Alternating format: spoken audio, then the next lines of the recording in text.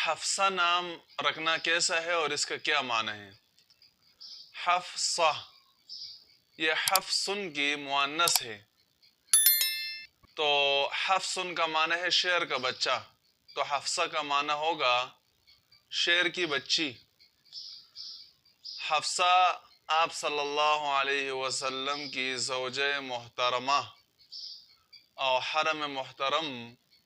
ام المؤمنین حضرت حفصہ رضی اللہ تعالی عنہ کا نام بھی ہے، جو حضرت امیر المؤمنین سیدنا عمر بن الخطاب رضی اللہ تعالیٰ عنہ کی بیٹی ہے،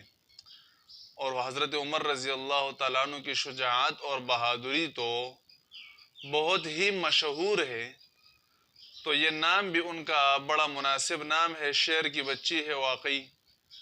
اور حضرت عمر رضی اللہ تعالیٰ عنہ کی کنیت ہے ابو حفص،